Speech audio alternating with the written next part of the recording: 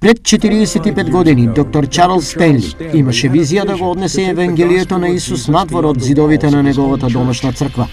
Од тогаш InTouch службата процвета, користејќи водички дигитални технологии ширум светот.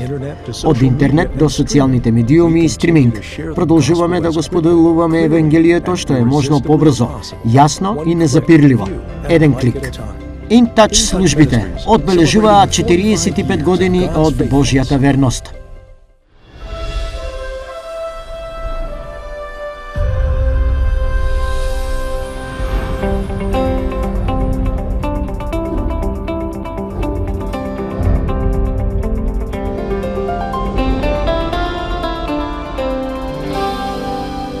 InTouch со доктор Чарлс Стенли. Споделување на евангелието низ целиот свет. Следно на InTouch. Чекање на Божјото време. Бог те љуби и сака да ги задоволи потребите на твојот живот, ветувајќи дека ќе ти ги одговори молитвите. Но тоа не значи дека тој ќе ти даде се што посакуваш кога и да посакаш, бидејќи ако секогаш ти даваше се што посакуваш кога посакуваш, по одреден период Бог би бил на второ место во твојот живот, а оно што го добиваш на прво. Тој не ги прави тие нешто од проста причина што понекогаш нештата кои ги бараме не се по негова волја, не се добри за нас и тој не ни ги дава. Дали можеш да изнудиш и да добиеш некои нешта надвор од Божјата волја? Да, можеш, но има последици.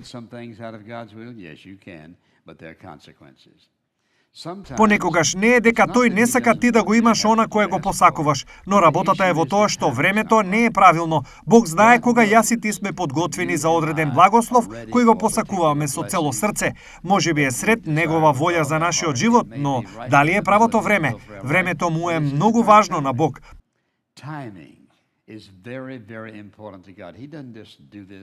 Тој не ги само извршува работите. Бог има свој распоред. Размислете за ова. Тој го знае твојот живот од почеток до крај. Така, тој знае точно каде си во овој момент. Тој знае точно каде си во споредба со тоа каде одиш, бидејќи тој го знае крајот, исто како и почетокот. Така што тој знае дека не би било дело на љубов да ти даде нешта во време кога не си квалификуван или не си подготвен да ги примиш. Видете, она кој не вовлекува во неволја, ни носи збунетост и ни го одзема Божиот најдобар благослов, е нашето нетрпение да чекаме на негово време.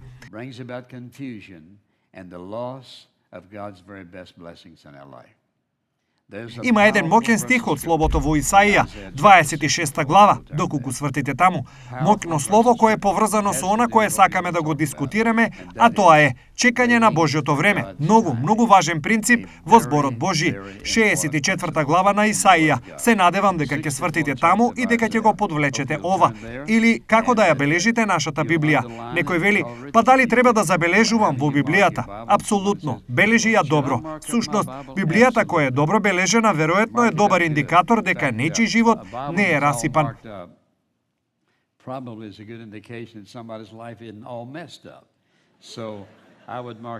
Затоа јас би ја бележал. Видете го овој стих, 4 стих. Зошто од века ниту едно уво не чу, ниту едно око не виде да им направи некој Бог освен тебе, такво нешто на оние кои чекаат на тебе. Видете го ова. Бог делува во полза на оној кој чека на него. Look at that. God acts in behalf of the one who waits for him. Сега, што вели Библијата со тоа дека Бог делува во наша полза? Еве што вели. Вели дека Бог е личен Бог. Тој го познава секој од нас и знае се за нас, затоа што тој е сезнаечки. Да делува во наша полза значи дека тој сака да е вклучен во секој дел од нашите животи. И ако тој делува во моја полза, тој ќе ги донесе нештата кои се добри за мене. Тој ќе делува на тој начин што ќе ја исполни својата волја и цел. И многу луѓе ќе го живеат животот и ќе починат не знаејќи ја оваа вистина. Библијата вели дека Бог предодредил, тој испланирал уште пред да те спаси, уште пред да бидеш роден, дека кога ќе бидеш спасен, тој ќе почне да работи во твојот живот.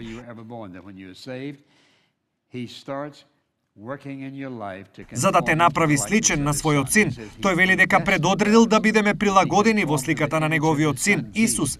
Така, што и да направи Бог во нашиот живот, тој ќе го направи за наша придобивка, делувајќи во наша полза, отрагајќи, елиминирајќи ги оние нешта кои ни се пречка, додавајќи ги оние нешта кои ни се благослов. Така, тој делува на наша полза.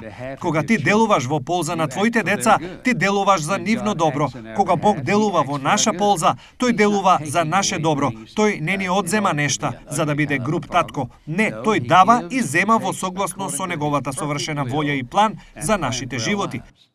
И ако тој делува во моја полза, тоа значи дека со што и да се соочувам, тој ќе биде таму да ми даде насока и водство за тоа. Тој секогаш ќе делува со најдобрата намера за мене. И така, ако јас сум спремен да чекам на него, јас сум спремен да го добијам Божјото најдобро за мојот живот. Сега, кога ние се соочуваме со овие ситуации, секогаш имаме три избори. Односно, јас барам од Бог нешто и кога не го добивам, тоа го сакам. Јас го манипулирам, а постојат многу луѓе кои се доволно паметни да го заобиколат ова и она, да прескокнат и да го потценат она, да изработат секакви сделки за да го добијат посакуваното. Слушајте, ти можеш да го добиеш она што го посакуваш надвор од Божјата волја, но запомни го ова, кога го добиваш она кое го посакуваш надвор од Божјата волја, ќе ги добиеш и последиците од таа непокорност. Постојат последици од непокорноста кон Бог и без разлика кој си ти и што веруваш, не можеш да го промениш тоа. И ова е многу важно. Бог сака да работи во твоја полза, но кога ти делуваш во непокорност кон Бог, следуваат последици.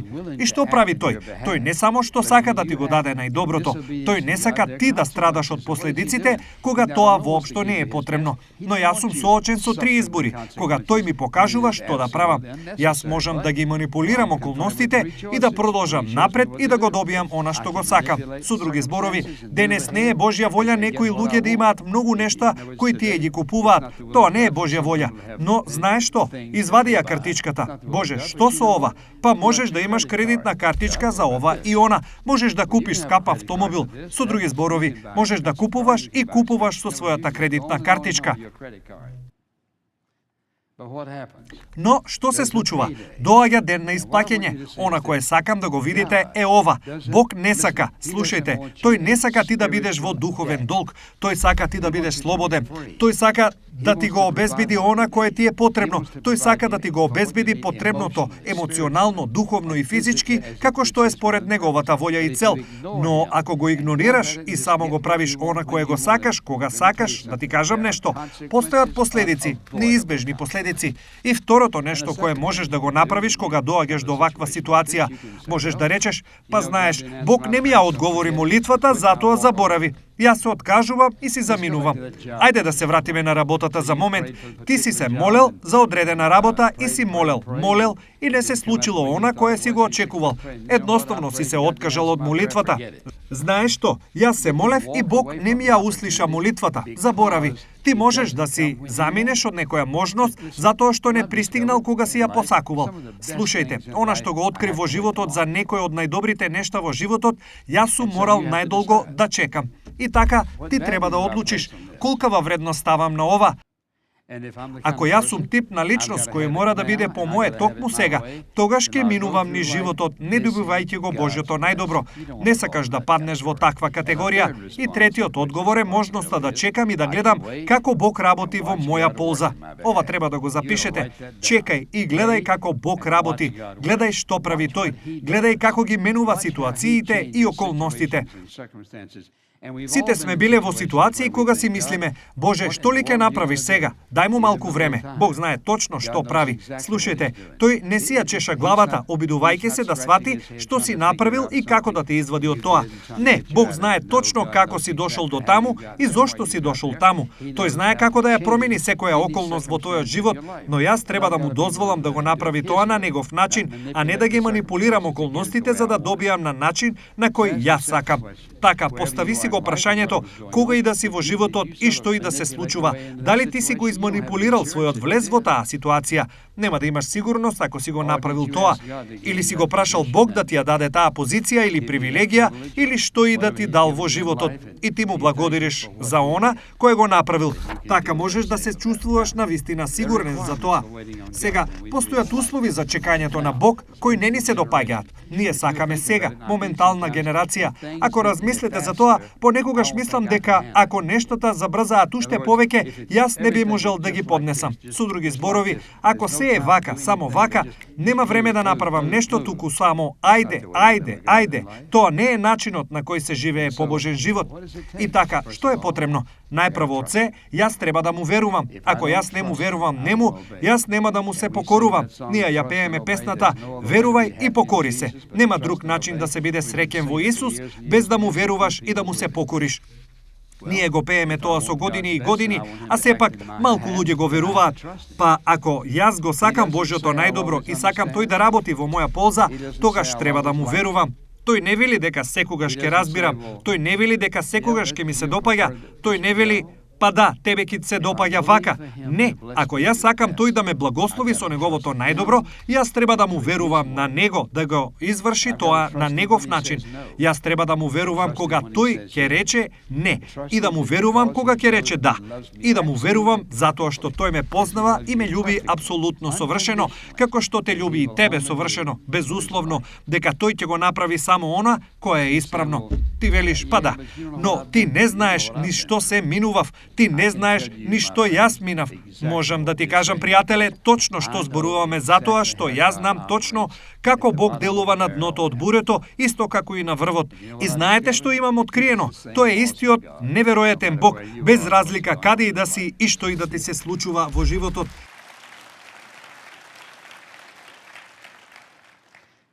Така, потребно е вера и уште нешто, понизност, затоа што ако јас не му верувам, што велам со тоа? Јас знам што е подобро за мене отколку Бог. Слушајте, она кое ти и јас го знаеме би било како едно зрнце песок, ако го соберете целиот песок на сите плажи во светот, едно зрнце не би се не споредувало со сето тоа. Горделивост мора да биде по мое, тоа е Божја работа. Заборави ја Божјата работа, јас ти го добијам тоа. Ти можеш да го имаш, можеш да манипулираш и да го добиеш, но ќе платиш со грди последици. И фактот дека некој од вас кои слушаат, а можеби и некој од вас кои седите овде, велите, да, тоа е точно, бидејќи јас сум среде една од тие последици токму сега, затоа што не му се покорив на Бог и не му дозволив да делува по неговиот план. И така јас треба да му верувам, треба да имам понизен дух, знаејќи дека тој знае подобро отколку јас. И потоа, јас треба да бидам трпелив. Ако бараш од Бог да направи нешто во твојот живот, знаете што? Тој не е потрчко. Да, Господине, ќе бидам таму веднаш. Тоа не е неговиот карактер. Трпеливоста значи дека ќе чекам за наредни насоки. Боже, кое е твоето право време? И така, некогаш ќе треба да чекаме долго време. Но тој се враќа назад и ти треба да си го поставиш ова прашање. Дали она, внимавајте, многу ми се допаѓа. Дали она за кое чекам, вреди да се чека. Никој не може да ти го каже тоа, освен самиот ти.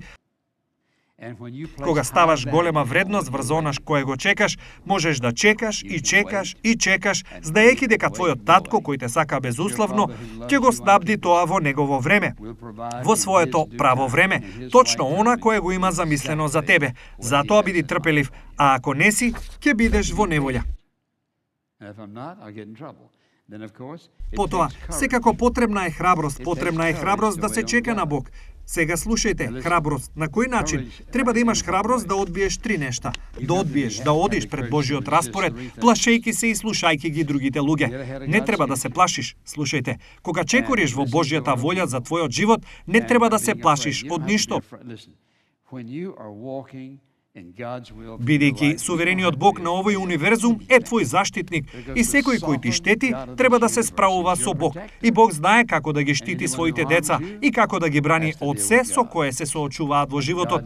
Сега со какви последици се соочуваме кога не успеаме да чекаме на Божјото време? Така, јас го правам ова на вистина едноставно, но многу е важно. Со други зборови, јас имам избор и јас можам да чекам на неговото време или можам да го сторам тоа на мој начин. And I can wait for his timing, or I can do it my way. Така, ајде да видиме кои се последиците од тоа што го правиме на наш начин. Ние излегуваме од волјата Божја. Многу е важно да го правите она што вели Бог, кога тој вели направете го тоа. И така, тој вели, внимавајте, тој действува во полза на оние кои чекаат на него. Затоа јас го молам да ми даде насока. Тој ми дава насока. Тој ќе действува во моја полза. Тој ќе ме одведе таму каде што тој сака ако јас му верувам. Но ако јас имам идеја дека ќе слушам и ќе направам прилагодување според мојата волја, тоа е бунт против Бог. Слушајте, тоа е толку едноставно. Почитувајте го Бог, оставете ги сите последици на него. Почитувај го Бог, биди благословен. Не го слушате Бог, вие се бунтувате против него. Не се покоруваме на него, а потоа очекуваме Бог да не благослови. Има толку многу луѓе кои нема да застанат и да размислуваат.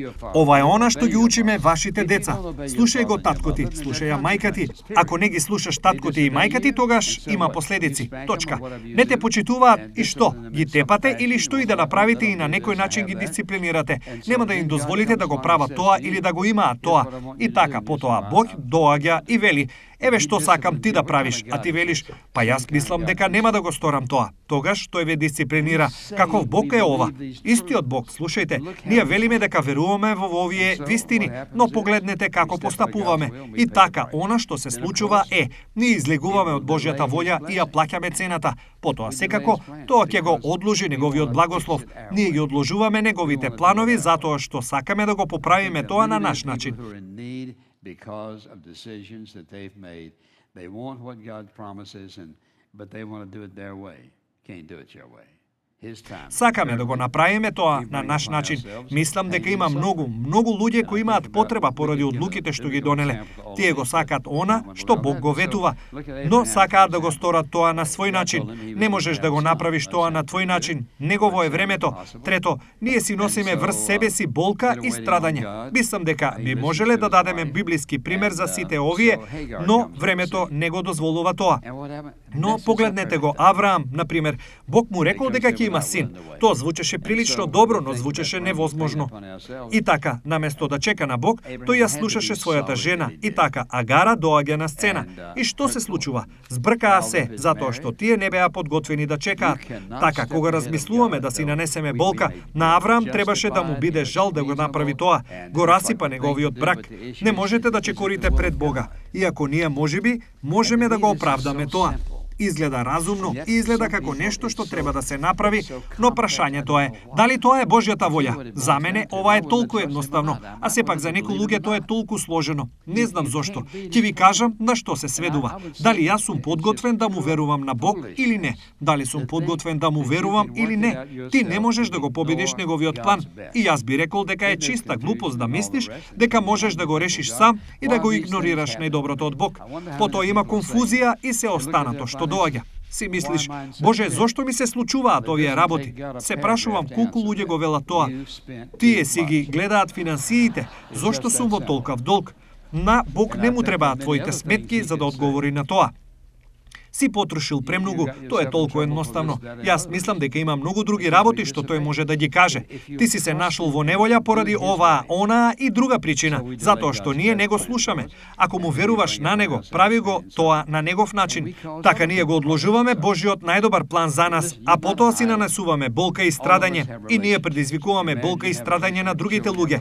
Слушајте, ти не си остров. Сите имаме врски. Ако сте во брак, имате врски. Деца, имате врски. Родители и така натаму. Пријателите, сите имаат врски. Кога излегувате од Божјата волја и го правите тоа на свој начин, тоа влијае на другите луѓе. Сега тие можеби се исто толку безбожни колку што можат да бидат, а вие тврдите дека се христијани. Тие гледаат што ти правиш, што ти се случува и велат: јас не сакам да бидам христијанин ако тоа се случува. Тие не престануваат да мислат дека ти не си го послушал Бог и дека Бог те дисциплинирал. Слушајте, ти не можеш да излезеш од Божјата волја и да бидеш капсула. А тоа значи дека некој е засегнат. Многу луѓе се погодени.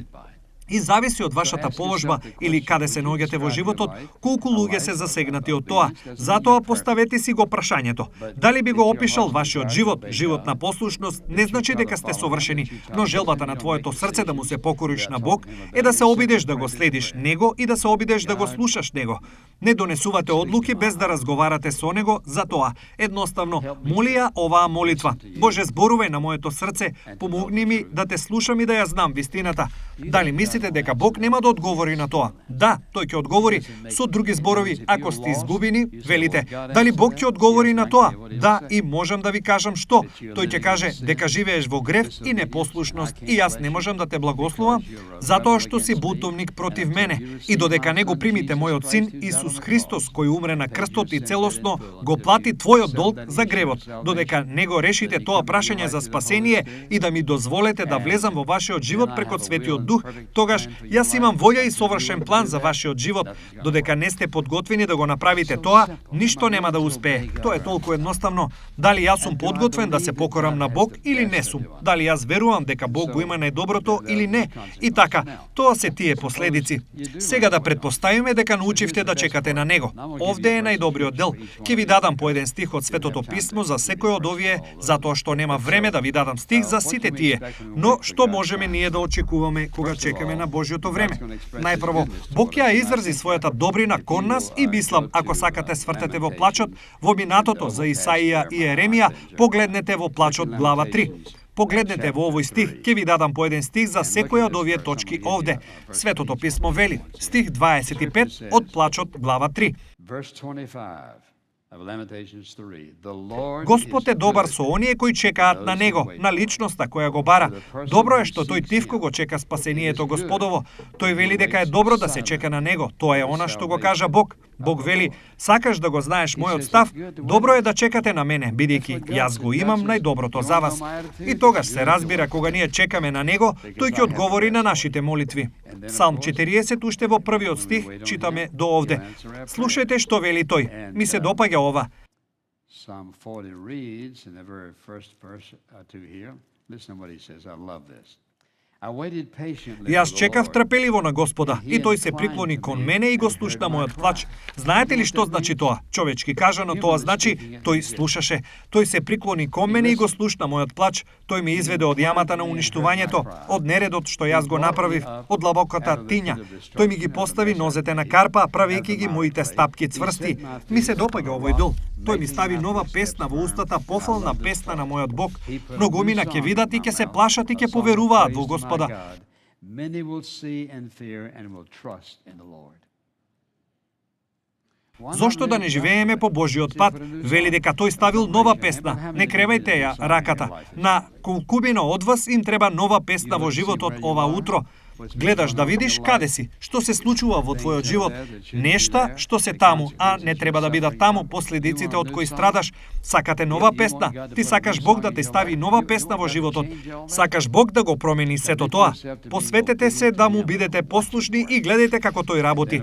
Потоа се разбира, ние ќе го видиме исполнувањето на нашата вера кога ќе му бидеме послушни. Така Исаија 49. Погледнете за момент стих 23. Погледнете го ова ветување што тој ни го дава овде. Оние кои со надеж чекаат на мене нема да бидат засрамени. Некој вели да претпоставиме дека правам грешка. Сите ние грешиме, но тој вели дека нема да се засрамите затоа што знаете што, дури и во нашите грешки тој ги зема нашите грешки и ги врти за добро во нашиот живот на таков начин што тоа мора да биде нешто што тој го прави. Потоа, тој ќе ни овозможи да ги победиме борбите во животот во 37-миот псалм. Сите ние поминуваме низ животни борби. Така тој ветува кога ние чекаме на него. Тој ќе ни помогне да поминеме низ овие страдања. Ако сакате, погледнете во 37-миот псалм, во 9-тиот стих, а потоа и во 34-тиот стих. Слушајте што вели. Зошто злосторниците ќе бидат отсечени, но оние кои чекаат на Господа ќе ја наследат земјата. Бог секогаш ќе благослови. 34-тиот стих од истото поглавје вели: чекај на Господа и пази го неговиот пат и тој ќе те воздигне за да ја наследиш земјата. Ветувањето по ветување во Библијата вели дека ако ние чекаме на него, тој ќе не благослови. И ако свртите во Филипјани, веројатно го знаете ова напамет во 4-то поглавје, слушајте што вели. Радувајте се во Господа секогаш. Пак ќе речам, радувајте се, вашиот благ дух нека им биде познат на сите луѓе. Господ е близу. Не грижете се за ништо, но во се со молитва и молба со благодарност нека му бидат познати на Бога вашите барања. А мирот Божи, кој го надминува секое разбирање, ќе ги чува вашите срца и вашите умови во Христа, одејќи по волјата Божја. Следејќи го неговиот план, има мир. Значи, треба да си го поставите прашањето. Ако треба да направите избор помеѓу вистински мир во срцето, меѓу вас и Бог, и мир со себе, дали повеќе би го имале тоа или повеќе би ги имале овие и оние работи и така натаму.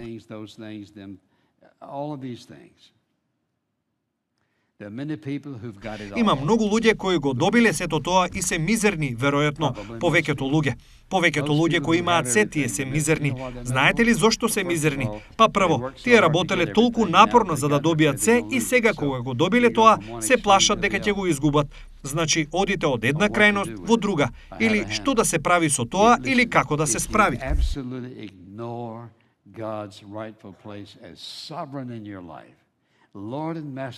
Слушајте, ако вие апсолутно го игнорирате вистинското место на Бог како суверен во вашиот живот, Господ и Господар на вашиот живот, Господ и Господар за наше добро во секоја поединечна осамена ситуација, ако го игнорирате, има последици кои се неизбежни. Ако вие му верувате и му се покорувате, можете да гледате како тој работи на начини во вашиот живот што никогаш не би ги очекувале. Таков е тој, овој прекрасен, љубезен татко кој ни вели дека ќе действува за ваше добро ако вие чекате на него.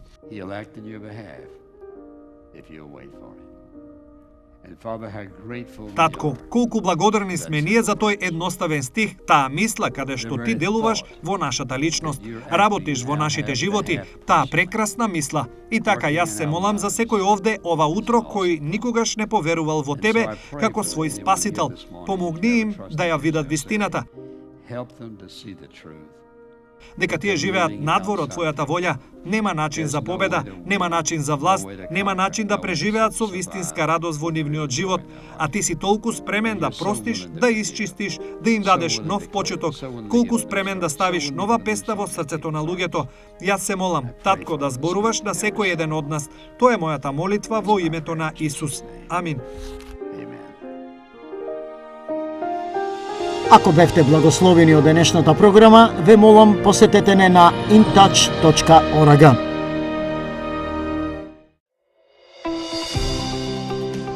InTouch, водејќи ги луѓето ни светот во поголемо заедништво со Исус Христос и зајакнувајќи ја локалната црква. Оваа програма е спонзорирана преку службата InTouch и ја возможена преку Божјата благодат и вашите верни молитви и дарови.